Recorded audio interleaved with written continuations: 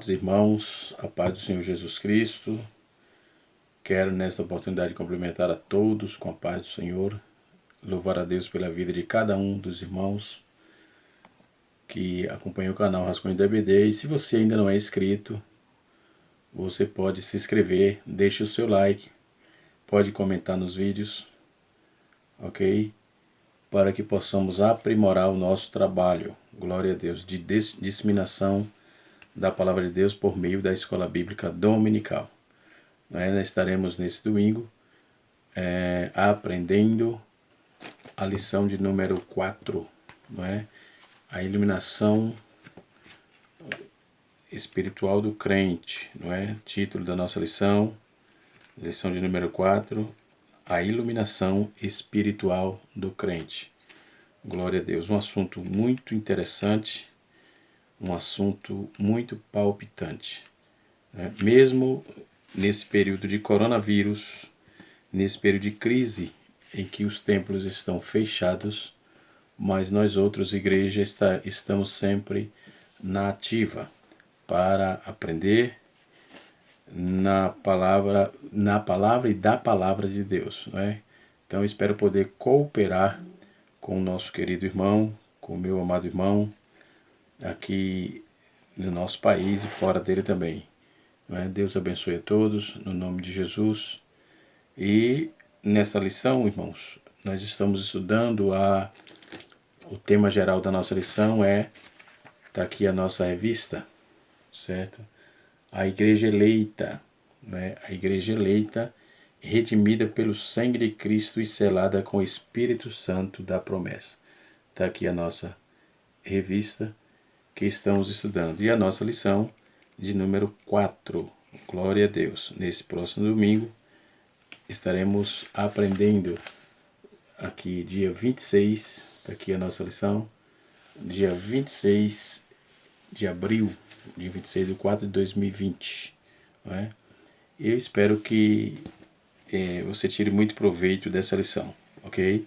Nós vamos encontrar no livro de Efésios, que é um assunto, nós estamos estudando a carta de Efésios, um assunto sem igual, muito interessante. Já falamos nos primeiros vídeos desta aula, não é? E nós já tivemos a oportunidade de fazer citações com respeito à sublimidade da carta de Paulo aos Efésios, né? E na lição passada, por exemplo, uma lição muito rica, e assim sucessivamente, quando falamos da eleição, e assim sucessivamente. Porém, agora nós estaremos estudando do capítulo 1 de Efésios, versículo 15 a 23. Capítulo 1, versículo 15 a 23. Que Paulo terminou a doxologia e já começa nos assuntos doutrinários. Glória a Deus. Amém? Muito bem. O texto bíblico proposto na nossa lição está escrito assim: pelo que ouvindo eu, a fé que entre vós há no Senhor Jesus Cristo, há no Senhor Jesus, e ao vosso amor para com todos os santos, não cesso de dar graças a Deus por vós, lembrando-me de vós nas minhas orações, para que o Deus de nosso Senhor Jesus Cristo, o Pai da glória, vos dê em seu conhecimento o espírito de sabedoria e de revelação, tendo iluminado os olhos do vosso entendimento, para que saibais qual seja a esperança da sua vocação e quais as riquezas da glória da sua herança nos santos. E qual sabe sobre a excelência e grandeza do seu poder sobre nós, os que cremos, segundo a operação da força do seu poder, que manifestou em Cristo, ressuscitando-os dos mortos, pondo à sua direita nos céus. Versículo 21. Acima de todo principado, poder, potestade, domínio e de todo nome que se nomeia, não só neste século, mas também no vindouro. Versículo 22. E rejeitou todas as coisas a seus pés, e sujeitou todas as coisas a seus pés, sobre todas as coisas constituiu como cabeça da igreja, o que é seu corpo, a plenitude daquele que cumpre tudo em todos. Glória a Jesus. Então estaremos nesse domingo na Escola Bíblica Dominical aprendendo esta lição de suma importância, né? Eu separei aqui um ensino para nós e quero falar não só da iluminação, mas da revelação, da inspiração e, por fim, da iluminação. Né? Versículo 17 está escrito assim: para que o Deus de nosso Senhor Jesus Cristo, o Pai da glória, vos dê o seu conhecimento, o espírito de sabedoria e de revelação. Observe que revelação aparece aqui, entendeu? Então é de suma importância sumariar isso também, para que possamos ter um entendimento mais plausível, não é, dessa questão. Paulo inicia essa longa sentença de dádiva, de ação de graça. Isso ele começa falando, né, dessas ações de graça. Aí no versículo, capítulo 17, no capítulo 1, versículo 17 até o versículo 19, Paulo faz uma oração intercessora, não é? No versículo 1, versículo 20 a 23, Paulo faz a confissão de louvor e de exaltação. Então, na nossa sentença, somos exortados a louvar a Deus, né? Na nossa eleição de buscar a iluminação do Espírito para compreender a dimensão da nossa chamada e herança divina, bem como entender a grandeza do poder de Deus. O grande desafio do crente nessa questão é a manutenção e a preservação das bênçãos de Deus. Né? Como fazemos isso? As bênçãos da salvação. Paulo estava se referindo sobre a sua vida, atento ao que estava sendo impelido de orar pelos Efésios. Então, a sua oração é, acima de tudo, uma lição de fé. Através dela, Paulo nos ensina a orar. Né? Então, na nossa revista, podemos observar que ela está dividida aqui em tópicos, como sempre, né? Isso é crasso, né? Então, o primeiro tópico é a esperança da vocação e a riqueza da glória. O segundo tópico é sobre a excelência e grandeza e força do poder divino, né? E o terceiro tópico é Cristo, nosso exemplo de exaltação. E a conclusão. Sem falar, eu falo esses três tópicos, mas nós temos no início a introdução e no final, claro, a conclusão. Não é? Eu estava também observando alguns materiais de ajuda, bem como a teologia de Stanley Horton aqui, uma perspectiva pentecostal, um material muito bom que tenho aqui, que está proposto aqui na nossa lição. Não é? Também usei também aqui alguns comentários que temos do John Stott e outros materiais que temos aqui, né? Novo Dicionário da Bíblia, tem bastante coisa interessante. Então nós vamos seguir aqui a nossa lição, mas trazendo aqui uma elucidação aos irmãos para, se porventura tiver alguém em dificuldade, aí nós podemos estar aclarando aí a situação. Muito bem. Então, a esperança da vocação e da riqueza da glória, por exemplo, que Paulo vai fazer a citação, né? Ele, na nossa revista aqui, o apóstolo ensina que os santos, o que os salvos precisam ser iluminados para compreender quais são a esperança da vocação e as riquezas da glória da sua herança, entendeu? Então, Paulo, ele vai fazer aqui no primeiro subtópico, ele vai fazer ação de graças e intercessões, conforme eu já disse, versículo 15 e 16, né? Então, nós podemos observar que ele vai fazer essa tratativa e ele vai fazer com toda a primazia, não é? Com toda a primazia. Então, os testemunhos que Paulo ouvia dos irmãos em Efésios, né, podemos ver que trazia a Paulo encorajamento para que ele escrevesse sempre aqueles irmãos, né, para que tudo que ele escreveu para aquela amada igreja, ele ficou satisfeito com os resultados, né? E assim sucessivamente. Então vamos para a nossa lição propriamente dita, conforme estamos trabalhando. Então eu quero trabalhar aqui um pouquinho com os irmãos qual a diferença de iluminação, de revelação e de inspiração. Glória a Deus. Quais as diferenças entre essas demandas aqui? Glória a Deus. Então vamos lá. Podemos observar que Paulo, ele vai afirmar, ele vai usar alguns termos aqui, a partir do versículo 19, que é a suprema grandeza do seu poder para conosco os que cremos, né? Segundo a atuação da força do seu poder. No primeiro momento ele usa essa palavra dunamis, né? Que traz a ideia de um dinamite ou um poder irresistível. No grego, tudo o que eu vou falar no grego, ele também cita energia. Energia é o poder que trabalha com uma energia, como uma energia. Ele também vai usar o termo kratos. Kratos é o poder ou força exercida. Ele também usa inchus. Inchus, poder, graça, força inerente.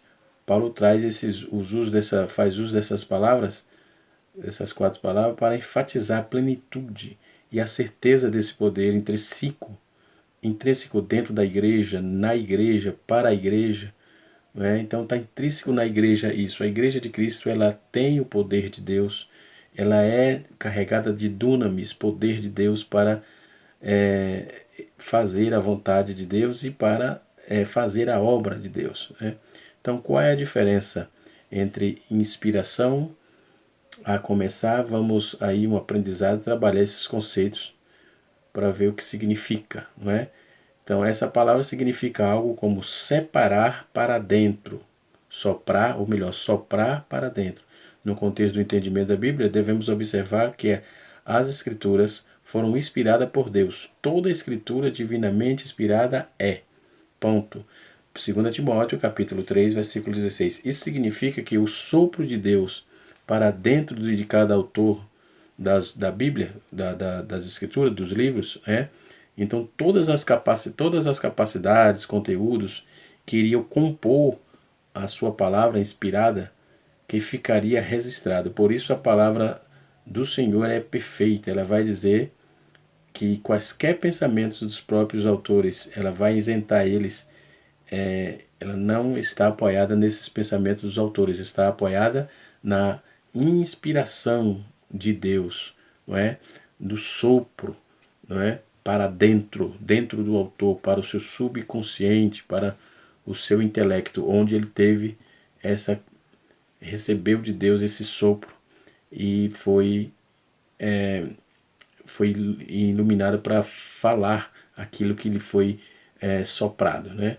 Então, dentro desse contexto, não houve influência desse autor.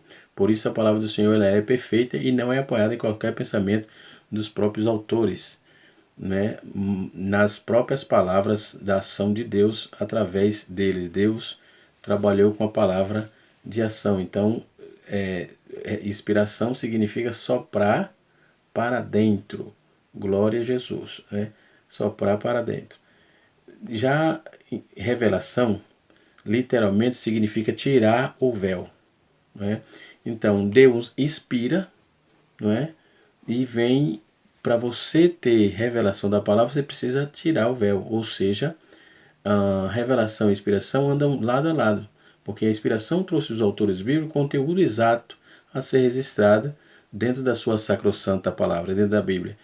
E está recheada das revelações de Deus. Então, as revelações diversas, mas principalmente do próprio Deus e suas palavras, e de sua vontade para com o homem. Então a Bíblia nos afirma que esse conceito claramente, em algumas passagens, está escrito em João capítulo 1, versículo 18, diz assim: ninguém jamais viu a Deus, o Deus unigênito que está no seio do Pai, a quem o revelou.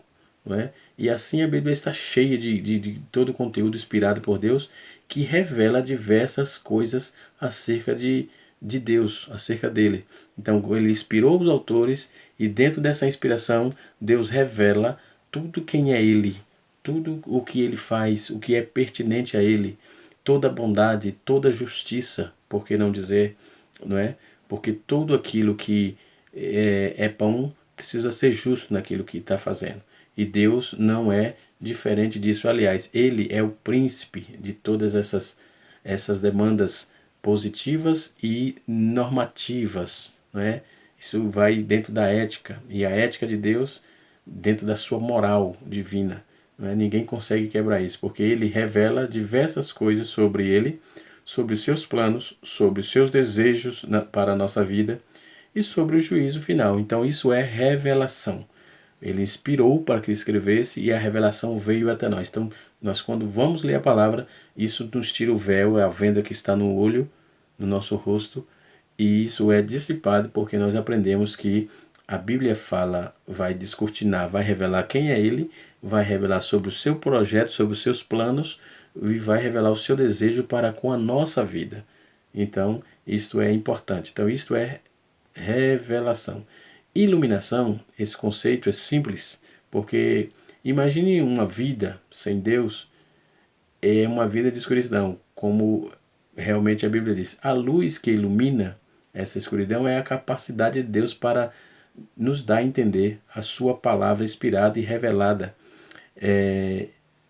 para nos entender a sua palavra inspirada e revelada, de compreender a sua vontade, seus planos e tudo quanto está escondido na palavra. Então, os iluminados, iluminando iluminando os olhos do vosso coração, para saberes qual é a esperança do seu chamamento, o qual a riqueza da sua glória e de sua esperança nos santos. Isso está inserido em Efésios, capítulo número 1, versículo 18 e 19. Então, esta iluminação não é, porém, essa iluminação ela nos é concedida pela ação do Espírito em nossa vida. Então, por exemplo, uma certa vez está escrito que quando o mordomo lá de Candace, esse episódio aconteceu com o Felipe, e ele chega a bordo daquele mordomo lá de Candace e diz assim: já entende o que lês? Ele diz: como eu vou entender? Não é? Porque alguém precisava inserir ele dentro do contexto. Então, a iluminação veio a ele a partir do momento de que o Espírito Santo adentrou na vida daquele homem e ele passou a discernir, porque a iluminação ela capacita o discernimento da palavra de Deus. Então, ele enxerga de forma iluminada. O que é iluminação? É o que lança luz no texto. A inspiração é o que traz o texto propriamente dito. A revelação é que mostra o que o texto diz, não é?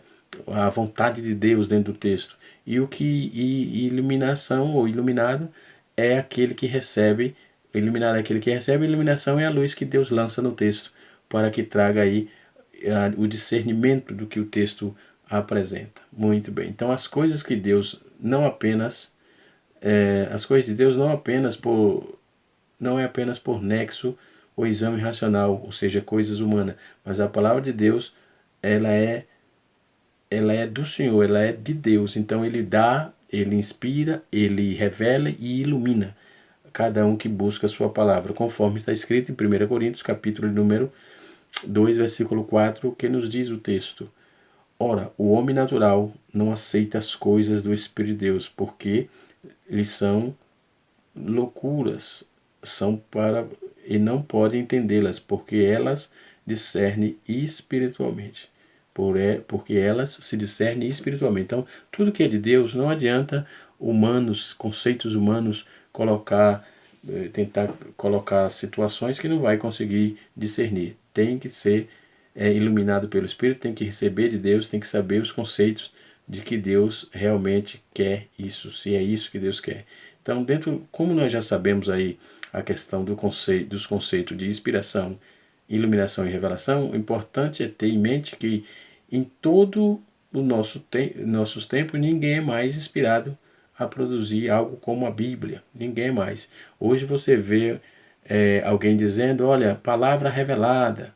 E tem muitos termos que se usam hoje aí de alegoristas, descabidos de Bíblia, de racionalidade, de espiritualidade, de revelação, de inspiração e iluminação, descabido disso tudo. Então Deus não tem duas Bíblias, Deus não tem duas palavras, Deus tem uma palavra só. E tudo que ele precisou para a salvação do homem e tudo que o homem precisa, tudo que Deus precisou escrever ou inspirar, revelar e iluminar está dentro da palavra de Deus, dentro da Bíblia. Está dentro da Bíblia. Está aqui, ó, dentro da palavra de Deus. Se tudo que o homem precisa para a salvação, para a educação cristã, está dentro da palavra de Deus. Porque a palavra de Deus é que ilumina. É ela que ilumina, é ela que traz, lança luz na vida do homem. Glória a Jesus. Né? Então, tudo isso é dentro de um conceito do que Deus é santo, é poderoso e Ele é quem lança luz sobre todas as coisas que é dele. Porque quem é de Deus ouve a palavra de Deus. O que é espírito, o que é carne. Enfim, Deus não se mistura e as coisas de Deus também não se misturam. Né? Então, dentro dessa questão, a inspiração vem do latim que significa soprar para dentro, conforme eu já disse. Não é? Então, soprar a revelação, a inspiração é soprar para dentro, a revelação significa tirar o véu, desnudar. Não é? Só para sintetizar aqui os termos que eu falei. E a iluminação significa fazer a luz brilhar ou lançar luz em, certo? Então, se ele lança a luz para fazer aquela luz que está dentro da palavra, ela faz brilhar em nós, ok? Então, isso é muito importante porque traz o clímax de Jesus sobre a nossa vida e a revelação de Deus. Porque a Bíblia diz assim, ninguém jamais viu Deus, o Deus unigênito que está no seio do Pai, esse o deu a conhecer. Então nós só conhecemos a Deus por causa da luz e da inspiração, ou seja, da iluminação de Deus por meio de Jesus Cristo nas nossas vidas. E aí nós passamos a conhecer a sua palavra e passamos a conhecer ao Senhor, não é? Como Ele é, o Senhor Deus. O Filho nos fez conhecer. Ele nos iluminou para que conhecêssemos. Ele fez a luz brilhar em nós para que conhecêssemos a sua santa palavra. Glória a Jesus. Então, na nossa lição aqui, nós podemos observar que, dentro dos conceitos da nossa revista, da Escola Dominical, nós podemos ver que tudo que está ali intrinsecamente ligado dentro da nossa revista ou está associado à nossa revista, à nossa lição, podemos observar que quando a grandeza de Deus, quando a grandeza do poder de Deus, na parte 3, Paulo vai dizer no subtópico 3. Né? Então, mas vamos fechar aqui com a nossa lição propriamente dita. Eu trouxe as elucidações dos conceitos que faz parte, é interessante. Então, Paulo faz aqui toda a alusão da grandeza do poder de Deus e da grandeza de Deus. É interessante porque Paulo ele vai falar para aqueles irmãos, depois que ele intercede por aqueles irmãos, ele tem desejo de viver, de estar com os irmãos. Né? Então Paulo tinha aquela gratidão a Deus de estar ali vivendo toda aquela realidade intrinsecamente ligado dentro da palavra sacrossanta de Deus. Né? Então, Paulo vai trabalhar essa questão dentro do pedido, dentro da grandeza de Deus. Então, dentro da verdade que Deus o inspirou para que ele pudesse trazer aos irmãos de Efésios e, por que não dizer, a nós outros, né? Hoje, nos nossos dias. Entendeu? Então, Paulo vai trabalhar a esperança da vocação, a riqueza da glória. Então, ele vai falar sobre a ação de graça, intercessão, conforme eu disse, a esperança da vocação. E depois, no tópico 2, ele vai falar sobre a excelência, a excelente grandeza e força do poder divino. Então, o poder divino é imensurável, nada pode detê-lo, em sua carta, Paulo vai se esmerar para trazer o esforço de traduzir essa gloriosidade, essa eficácia, esse poder, esse favor que opera na vida dos salvos, na vida dos crentes, salvo em Cristo. Então, no subtópico do primeiro subtópico do subtópico 1, 2, aliás, ele vai dizer: o apóstolo Paulo orou para que os salvos pudessem entender sobre a excelente grandeza do poder de Deus. Capítulo 1, versículo 19. Perceba que a palavra sobre excelente é traduzida por grego como uperbalo, que na forma adjetiva significa extraordinário.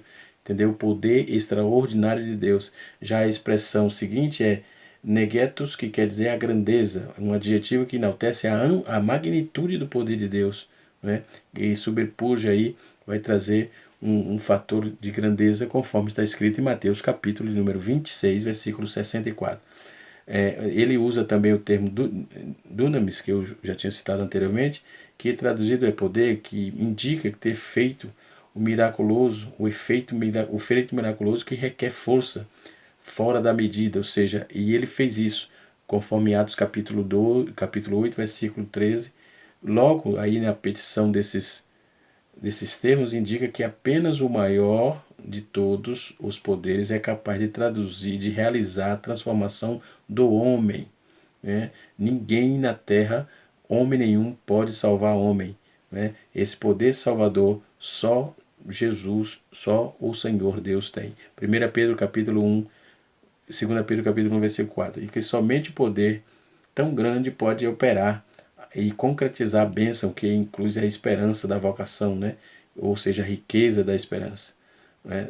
A riqueza da herança, tudo aquilo que temos. Então, a força do poder divino. Na sentença, segundo o coração da força do seu poder, no versículo 19, o apóstolo Paulo ele usa os 3 vocábulos aí que eu falava no início. Ele vai falar sobre o concordes para si. Primeiro ele usa a palavra operação, que é traduzida por energia, e também significa eficácia, sinalizando aí a ideia do poder em atividade.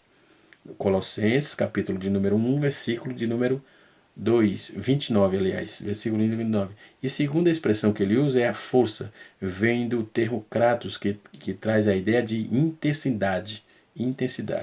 E é finalmente ichos, que significa poder iminente de Deus, está escrito em João capítulo 1, versículo 12 e 2 Pedro 2, versículo 11. Essa associação desses conceitos revela o poder potencial de Deus que é inerente à sua natureza divina e opera em favor dos que crê. Para aprofundar essa impressionante descrição, Paulo descreve 3 exemplos irrefutáveis desse poder, do poder salvador, do poder de Deus para iluminar a vida do crente. A ressurreição de Cristo, só o poder de Deus faz isso. A ascensão à direita dos céus, só o poder de Deus faz isso. E a sua elevação acima de todo domínio, conforme está escrito no versículo 19, versículo 20, versículo 21 e 22. Então, Cristo, o nosso exemplo de exaltação. Neste ponto, veremos aí os 3 aspectos de exaltação que Cristo e que atesta a glória e o poder de Deus na vida do Senhor, na vida dos homens, na vida daqueles que servem a Deus. Paulo enfatiza aí o poder de Deus manifestou em Cristo, ressuscitando dos mortos. No Novo Testamento descreve-se a ideia da ressurreição. Então podemos observar que Cristo foi elevado à direita de Deus. Cristo é exaltado de sobremaneira, não é? Então Paulo reforça aí o poder de Deus quanto à elevação de Cristo ao trono, não é? Ele trazendo aí a ideia e pondo Deus à direita do Pai, não é? Jesus à direita nos céus, ou melhor, no versículo 20. Aqui o foco da ascensão de Cristo, das verdades inerentes a Cristo, né? Então, podemos observar de forma categórica o quanto Deus trabalha na vida do homem para salvar o homem, e isso só pelo seu grande e iminente poder. Glória a Jesus. Então, a sobressalência do poder divino, está aqui na nossa revista, né? A esperança da vocação, e a força do poder divino também já acabamos de falar. Então, Cristo, nosso exemplo de exaltação, Cristo é a primícia do que dorme. Paulo enfatiza que o poder de Deus se manifestou em Cristo, ressuscitando-os dos mortos. De fato, o Novo Testamento descreve aí essa verdade, né? Descreve essa veracidade que nos é pertinente dentro da sua sacrossanta palavra. Então podemos crer, podemos obedecer e saber que a iluminação de Deus é na vida do homem e que a Bíblia foi inspirada, revelada e nos traz iluminação, ou seja, ele nos mostra e nos lança a luz no texto para que compreendamos tudo que a sua palavra diz. Bendito seja o nome do Senhor Jesus. Que Deus abençoe a todos. Espero poder ter ajudado e que na próxima aula estaremos de novo com os irmãos. Deus abençoe. Qualquer dúvida pode deixar o seu comentário. Estamos à disposição para responder. Um abraço a todos e até a próxima aula. Se você gostou, deixe o seu like. Se você não é inscrito, inscreva-se no nosso canal. Se você quiser nos ajudar como, pastor? Ajudar a proclamar a palavra, a dizer a palavra. Não estamos falando de dinheiro, não estamos falando de nada financeiro. Estamos falando de incentivo. Que Deus abençoe a todos, no nome do Senhor Jesus. Eu sou o pastor Edivaldo Pereira e você está no canal Rascunho DBD. Até a próxima aula, se Deus assim nos permitir. E nós estaremos estudando na próxima aula. Deixa-me ver aqui, já na nossa própria lição, para já também deixar claro. Na lição 5, dia 3 de maio, nós estaremos estudando um tema muito sugestivo: libertos do pecado para uma nova vida em Cristo. Deus abençoe e até a próxima aula em nome de Jesus.